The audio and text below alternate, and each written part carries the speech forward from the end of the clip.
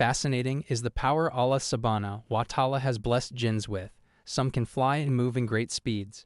Jinn typically have far longer lives than humans. Their level of strength is of extreme, and their ability to change their appearance to almost anything they choose are only some of the abilities jinn have. We humans at times wish we were blessed with such powers, yet we lack the knowledge needed to realize the power of the jinn also have limitation and restrictions that may make us think twice about wanting them. The ability to change to almost anything a jinn may choose is certainly an amazing ability many humans would want, yet this ability comes with severe restrictions that if not followed to the T would result in the jinn losing the ability to shape-shift. The information I present today is not one you will find in a book. This is information one learns directly from the jinns, yet if one comes across a mysterious occult book speaking of this knowledge, then consider it accurate and handle it with extreme caution, inshallah. It is well known among people who are into the occult and have knowledge of the jinns that the jinn's ability to change forms is one of their most used ability, especially when dealing with humans, but only when the human is trying to get in contact with the jinn by performing rituals, etc. The jinn will present itself as it wishes without any danger to it. One still must have an open third eye to see the jinn they have conjured summoned regardless of the form it takes. But the rare time we human may see a jinn, or take notice of a jinn regardless of what form the jinn is in, will cause that jinn to be in a world of trouble, to say the least. Yes, there is times a jinn may present itself to a human directly when it is in some type of trouble, but this is very rare because once the jinn makes this move it can no longer take the form of anything again, as it once did just a few moments ago until the humans saw it with their two eyes. Before we move further, I would like to say that even if a jinn decides to take a form of an animal and come in our physical world, it still involves a very well activated third eye and strong spiritual sense to see the jinn, unless that jinn does everything in its power to make sure the person it's reaching out to notices it, inshallah. Most of the time they will go completely unnoticed regardless of what form they desire to take. The rare times humans do encounter jinn without conjuring and/or summoning, it is extremely dangerous for the jinn because once the human's eye takes notice of a jinn in our world, that jinn can no longer change the form of what it has been noticed in, and its ability to shape-shift is now gone. Of course the jinn can still disappear, fly, if it is the flying kind, and move at amazing speeds, but once the human's eyes have taken notice to a jinn in our world accidentally, or even by the jinn's own will, that jinn can no longer leave that form and will be stuck in that form forever. Still wondering why jinn don't openly show themselves to various humans? When a jinn is seen by a practitioner who calls it forth by performing rituals, the jinn's shape-shifting abilities are protected in a way, and this can be due to the energies involved that brought the jinn forward. Even when a victim of black magic encounters the jinn affiliated with black magic on them, the jinn's shape-shifting abilities are safe, and perhaps this is why some jinn are so open to be a part of black magic, since they can bring harm to humans in any form they desire without having to worry about losing their shape-shifting abilities. But if the jinn is seen without any ritual or the involvement of spiritual energies, the jinn not only loses the ability to shape-shift, it also becomes stuck in the form it was noticed seen in. This may clear up the reason why jinn are so hard to see even for individuals with very well-developed third eyes.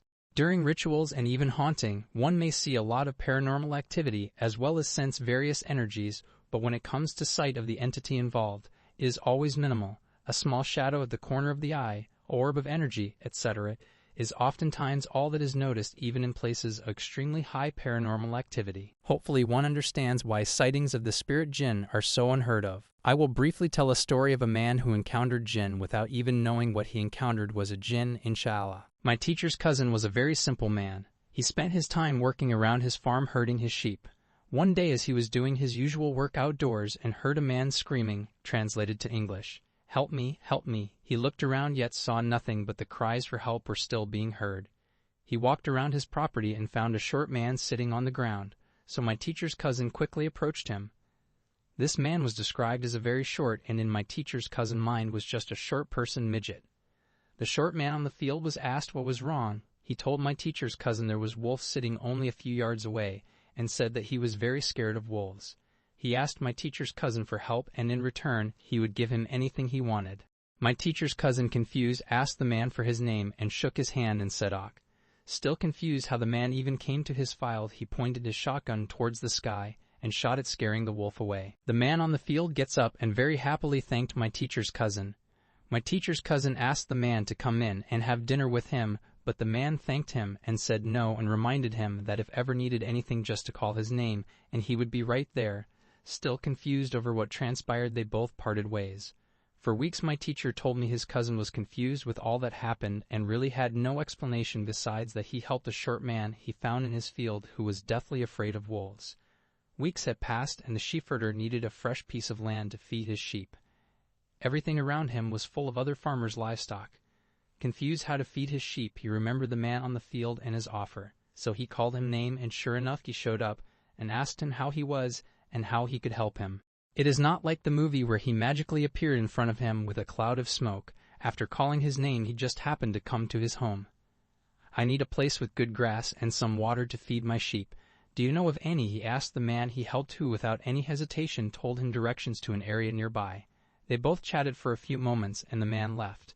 The next day my teacher told me his cousin followed the directions that were given to him, and surprisingly it led him to an area with lush green grass and water. He was dumbfounded how the man he got the information from knew such an area even existed. Weeks had gone by and my teacher's cousin shared his encounter with the man on the field with his friend.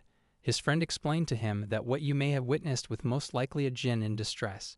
My teacher's cousin soon came to learn that Jinns are afraid of wolves because even when the Jinn is invisible to the eyes of humans, they are visible to the eyes of wolves who feed on them whenever they see them and catch them. The energy of the Jinn is a type of a spiritual energy food that benefits the wolf, and this is why you may see various wolf fangs as protection amulets, especially in parts of the Middle East. My teachers told some time later his cousin called the man's names on the field he helped. Sure enough, when the man showed up, he was asked if he was a Jinn, which he stated he was, and explained his need for help, confirming not only that he was a Jinn, but also confirming the fear Jinns have of wolves. Fearing Allah subhanahu wa ta'ala, my teacher cousin told the Jinn never to come back to him again, and that he owed him nothing for his help. He told the Jinn to go back to his family and never to answer his calls again.